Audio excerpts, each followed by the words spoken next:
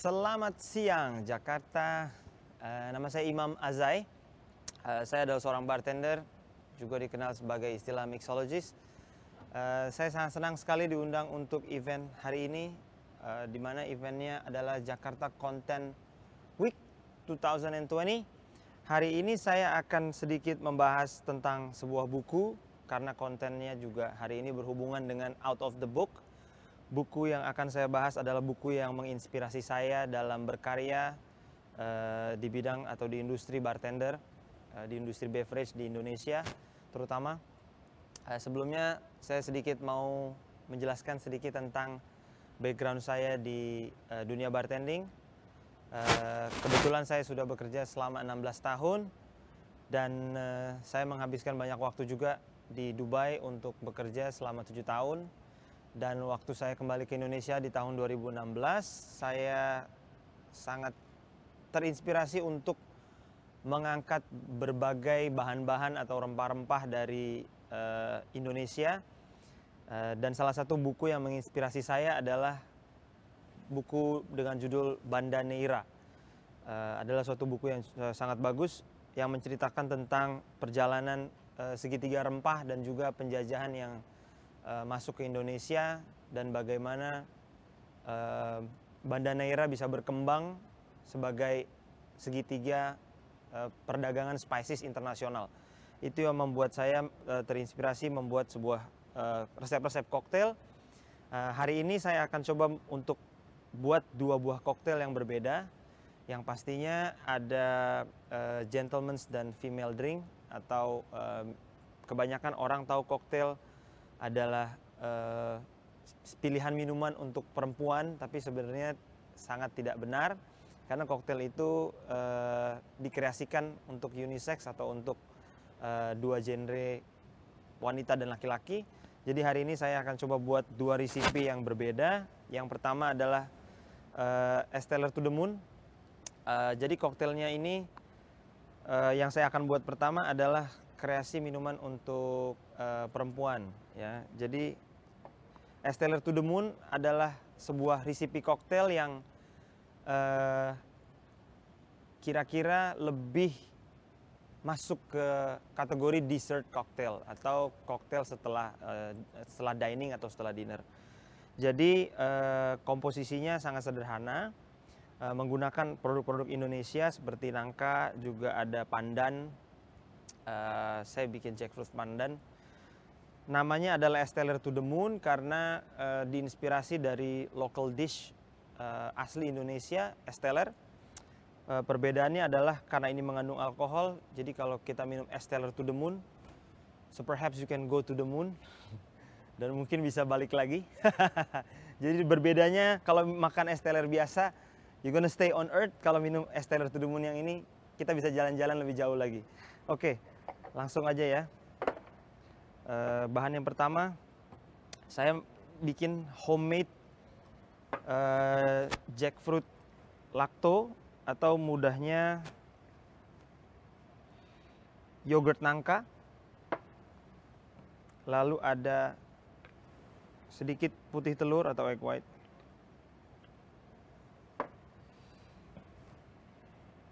Untuk citrusnya saya pakai lemon juice fresh. Juga ada homemade pandan sirup atau pandan gum.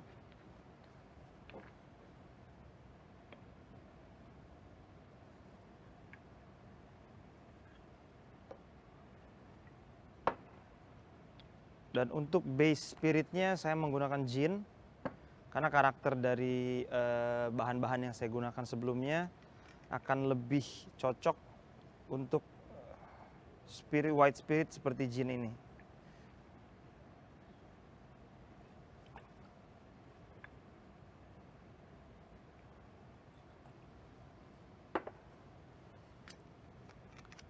Oke. Biasanya banyak bartender suka dry shake atau hand blend atau reverse dry shake. Kalau saya di sini lebih ingin egg white dan ingredient yang lainnya tercampur dengan baik, jadi saya pakai hand blend.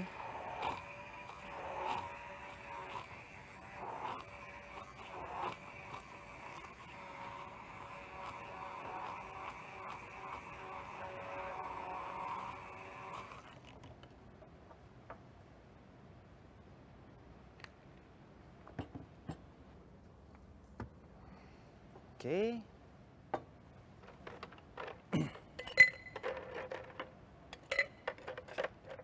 Di sini juga saya menggunakan ice chunk yang kita buat sendiri.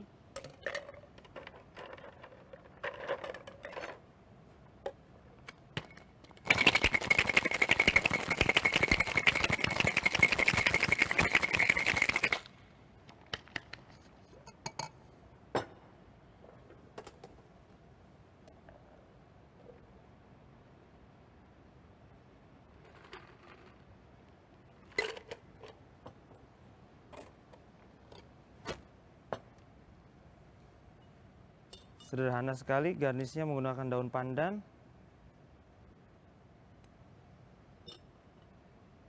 So, first cocktail is a stellar to the moon.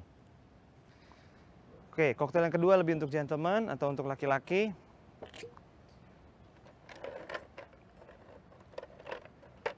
Sama ya, di sini saya menggunakan ice yang super clear, kita buat sendiri. Oke. Koktail yang kedua namanya adalah teh botol Negroni. Karena terinspirasi dari minuman orang Indonesia, apapun makanannya minumnya teh botol sostro. Ups, saya sebut brand itu. Oke, ini sebenarnya Negroni.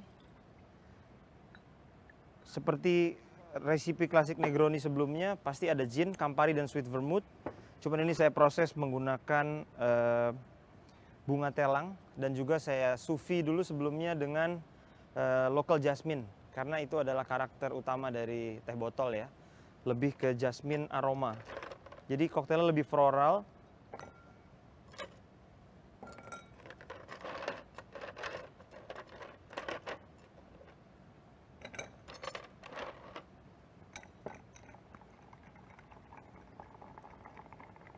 Cukup dengan di quick stir menggunakan clear ice untuk menghindari dilution.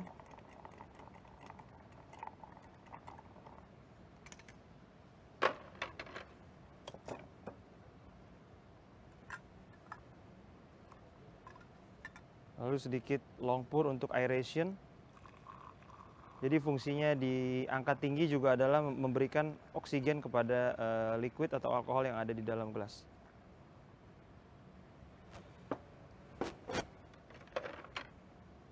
Saya akan garnish dengan jasmine flower untuk kasih aroma di atas.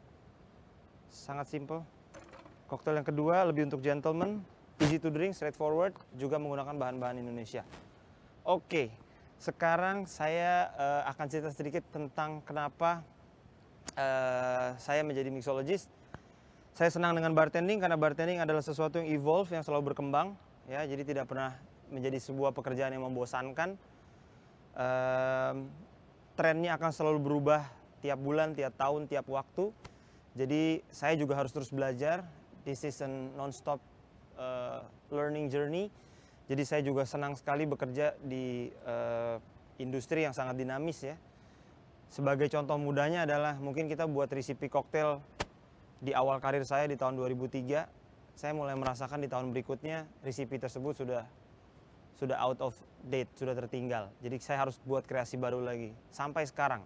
Dan selalu ada hal yang baru. Itu yang membuat saya senang menjadi seorang bartender atau lebih dikenal dengan istilah mixologist. Oke, lalu bagaimana cara saya merangkum rempah-rempah Indonesia berdasarkan buku yang saya baca dan menginspirasi saya, di mana buku itu adalah Banda Neira. Buku itu menceritakan rempah-rempah yang paling populer di masanya dan membuat Indonesia mendunia. Di mana yang paling utama adalah pala atau nutmeg. Banyak bangsa Eropa dan negara-negara lainnya, India, China, semua datang ke Indonesia, terutama di Banda Neira sebagai pusat pala terbesar di Indonesia, hanya untuk berbelanja satu bahan spices atau kadang-kadang mungkin juga dengan beberapa bahan lainnya. Mungkin juga termasuk dengan kopi, coklat, dan banyak hal lain. Jadi bagaimana saya mencoba untuk merangkum bahan-bahan tersebut adalah dengan cara melakukan research and development untuk mengkoneksikan antara rempah-rempah tersebut dengan klasik koktail yang sudah ada atau resep-resep yang sudah ada. Apakah spices itu akan cocok dengan bahan yang saya pakai, seperti contohnya base spiritnya apa, seperti misalnya saya menggunakan gin, mungkin akan cocok dengan beberapa tipe rempah-rempah, ya, mungkin juga dengan kopi, mungkin dengan coklat, atau mungkin dengan whisky, atau mungkin dengan rum. Jadi ada beberapa spirit yang memiliki karakter yang cocok dengan rempah-rempah Indonesia dan bisa dikreasikan untuk membuat sebuah resep koktail atau juga bahan-bahan penunjang dari resep koktail tersebut. Lalu bagaimana buku Banda Island menginspirasi saya dalam berkreasi? Banyak sekali sebenarnya, karena di dalam buku tersebut banyak cerita-cerita sejarah tentang bagaimana penjajah dulu mengatur perjalanan atau perdagangan rempah-rempah ke seluruh dunia, terutama pusatnya di Banda Island atau di Pulau Banda. Jadi pulau tersebut memiliki sejarah yang cukup besar dan juga bagaimanakah orang-orang lokal di sana memproses rempah-rempah tersebut sehingga menciptakan sebuah kreasi resep. Nah, dari situlah saya mengangkat ancient drinking culture Indonesia atau bagaimana orang Indonesia dulu mencoba untuk berkreasi dengan rempah-rempahnya dan juga cara mereka menikmati hasil-hasil karya tersebut dengan jenis-jenis makanan yang berbeda. Itu saya adaptasikan ke dalam resep-resep koktail saya. Lalu saya juga mendapatkan pertanyaan, adakah literasi minuman alkohol khas Indonesia yang kira-kira menunjang saya untuk berkreasi atau mungkin juga koneksinya tentang alkohol khas Indonesia? Sebenarnya sangat banyak ya resep-resep ataupun juga spirit lokal dari Indonesia yang dulu sangat besar impact-nya terhadap kita di dunia atau di industri beverage sekarang ini. Banyak sekali orang di seluruh Indonesia yang tidak tahu sama sekali tentang Batavia Arak. Batavia Arak ada sekitar hampir 1 abad lalu, ya, dan distillerinya itu ada di Cirebon. Brandnya sudah mendunia, semua orang di seluruh dunia pakai Batavia Arak dari ratusan tahun lalu, dan juga diproduksi masif untuk international market termasuk di Amerika dan di Eropa. Saya juga sangat sedih sekali kita semua di Indonesia tidak ada yang banyak tahu tentang Batavia Arak. Batavia Arak yang dari Cirebon itu sekarang sudah dibotolkan di Belanda, tapi masih diproduksi di Cirebon sampai hari ini. Dan tidak banyak orang Indonesia yang tahu. Jadi sebenarnya Indonesia memiliki spirit yang mendunia.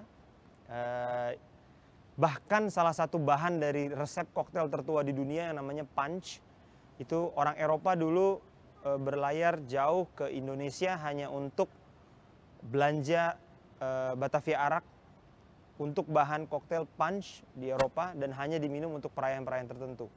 Dan sampai sekarang menjadi bahan-bahan koktail yang sangat terkenal dan sangat mendunia di Eropa dan di Amerika. Tapi kita orang Indonesia sendiri sangat disayangkan tidak mengetahui keberadaan spirit tersebut. Oke, lalu bagaimana pengalaman saya sebagai mixologist dan pilihan apa sih rempah-rempah yang cocok? Kalau menurut saya untuk koktail mungkin saya menyarankan atau saya pribadi setelah berkreasi cukup lama dalam memainkan bahan-bahan rempah-rempah Indonesia, saya mulai paham bahwa orang Indonesia masih terlalu kaget untuk mencoba rempah-rempah dalam sebuah campuran koktail atau alkohol.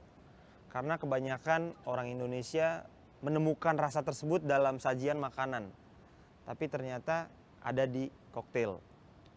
Jadi saya menyarankan bermainlah dengan rempah-rempah yang sederhana seperti cinnamon atau kayu manis, mungkin bunga pekak atau anistar, juga cloves atau mungkin juga banyak juga herbs yang lain, bahan-bahan yang sangat terkenal. Dan saya berharap kita semua lebih peka akan seleksi atau pilihan rasa-rasa yang ada di Indonesia. Lalu saya juga dapat pertanyaan yang terakhir, rempah apa yang sebenarnya menarik dijadikan koktail namun agak tricky atau susah diterima oleh lidah Indonesia?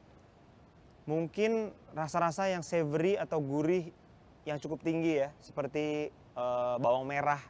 Dan saya pakai bawang merah untuk koktail, and people likes it gitu. Banyak orang yang suka. Cuman mungkin masih banyak yang kaget untuk menerima hal-hal tersebut gitu. Kira-kira seperti itu. So, stay tune terus dengan semua konten-kontennya Jakarta Content Festival. Visit the website at www.jak10.com. Saya pamit. Thank you very much for today.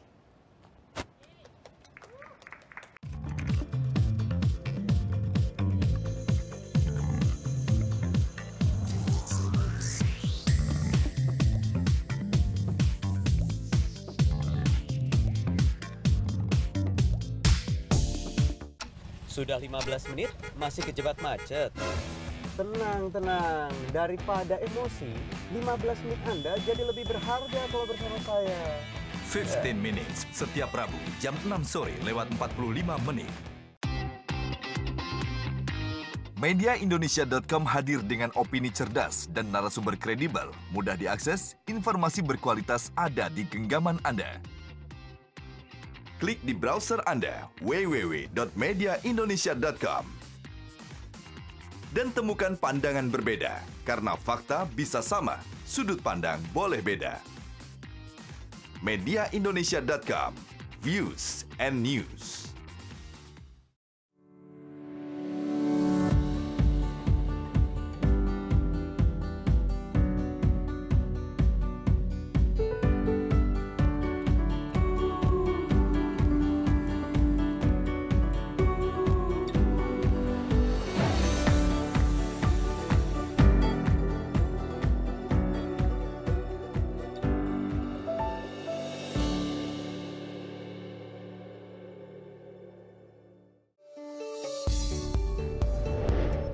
Dalam setiap denyut kota, saya selalu menjadi saksinya.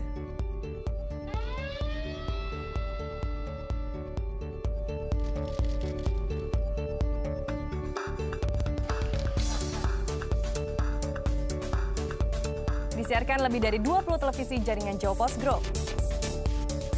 Jawa Post TV, paling Indonesia.